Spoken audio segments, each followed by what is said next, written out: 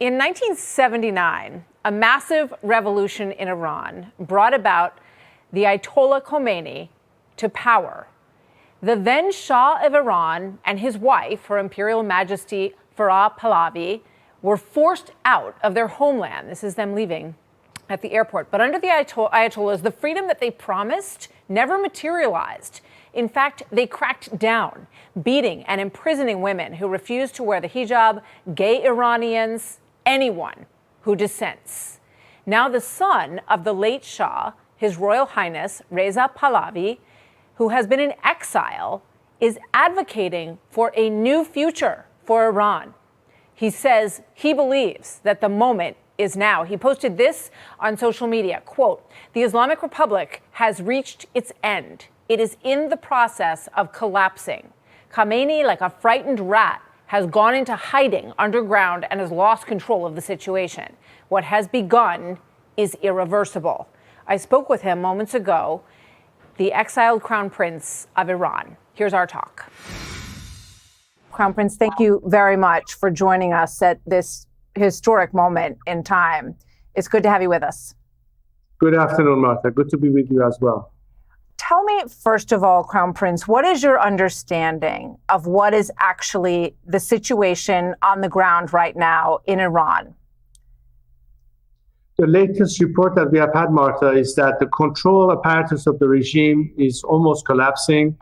And we see more and more of that reports that are coming to us from personnel within the military or intelligence that says so, that it's really falling apart much faster than it was, let's say, last week. The problem, however, is that the regime has cut off the nation from any communication. Internet and even landlines are down. Families that are trying to figure out what's happening to their loved ones cannot communicate. And I hope that we can overcome this problem very soon so the nation is not detached or unable to communicate, which, as you know, is crucial for anything that needs to be done. The regime is so desperate that it's now taking this initiative to impede on the process. But I know we will overcome this. It's a big challenge. And my compatriots are extremely resilient. Many of them have stood, in Tehran, besides those who have left the capital city. And their resolve is amazing. Their courage is really amazing.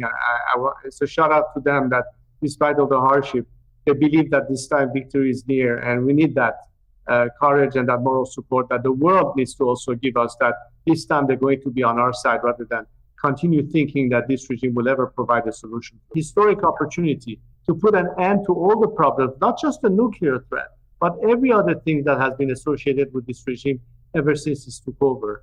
And I think my compatriots have proven that despite the threats, despite the repression, despite being executed, besides being tortured, besides being shot in the eye, they're still in the streets, standing firm, and hopefully at some point the world will say, now it's time for us to step in and allow for this process to take its natural course, help the Iranian people overcome this regime, because everybody, as a result, will benefit. Not just my compatriots, of course, but I think many people around the world will understand how different a different Iran could be for all of us. We know that President Trump is currently considering the use of a bunker buster bomb on the Fordo facility in Iran, which is believed to have a nuclear facility buried deep into the ground.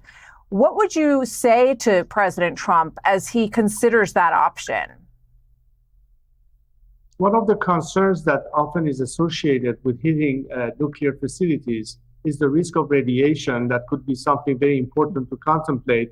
I hope it doesn't get to this point. I think there's enough damage done to the regime without having to take it to the next level. But if the objective finally is for this regime to completely collapse, the better element, much stronger than a bomb and much more effective, are the people themselves.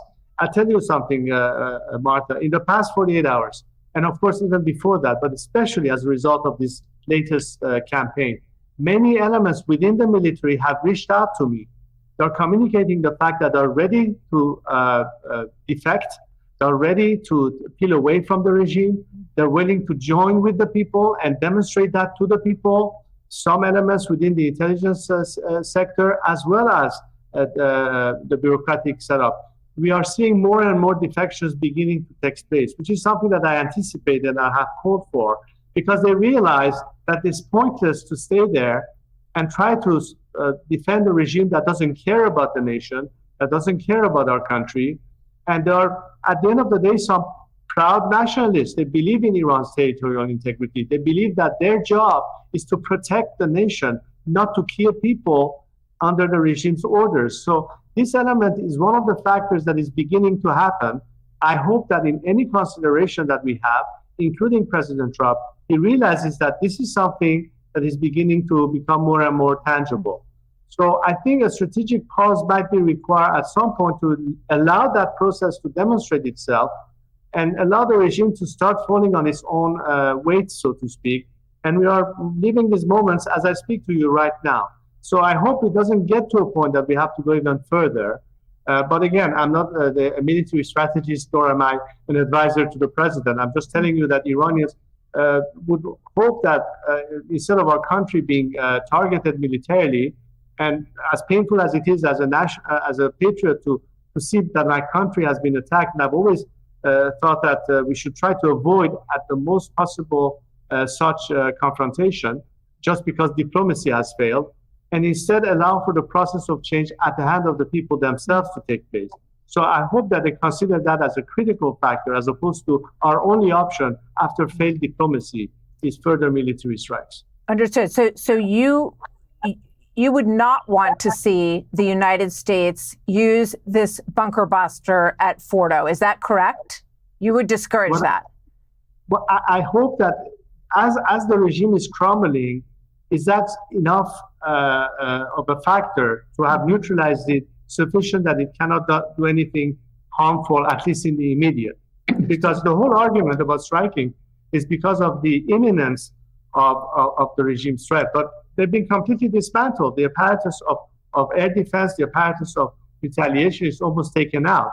So I think that sort of pushes back a little bit the envelope, which would allow sufficient time for another phenomenon to occur, which is the one I just explained to you. Allow the Iranian people to overcome this regime, help them do that, because that option is always on the table. But what's the rush here? People are to them the ultimate factor. That's what scares the regime the most. So the more the people are empowered, the quicker we can reach that end. So you have said that you don't seek power, but you are ready to fulfill a duty if called upon. If the people supported or asked you to return as Shah for a period of time during transition, would you be open to that option? I don't think I need a title to perform as a transitional leader. I think the reason people are looking for me to play that role is because of their confidence in me, their trust in me, and I think to a great extent the track record that I've demonstrated in the past 44 years since I've begun. And that trust in me allows me to play that national leader role, if you will, and be able to be the element that assembles people together on a common agenda, knowing that we might differ in opinion, but we are committed to the democratic outcome. So I don't think I need to have any particular title. That would be putting the carriage before the horse, so to speak. Let us be focused on the job at hand. The job at hand is A, eliminate this regime and replace it with a secular democratic alternative. And this is exactly the end game that I'm looking at, and I'm not looking past that one at this time. I'm focused only on this mission, and I hope my compatriots will understand that we need not prematurely discuss issues that will be determined down the line. So he's encouraging the people to change the trajectory in Iran more so than the potential of a bomb destroying Fordo. So we're going to have more of our conversation in just a moment. Hey, Sean Hannity.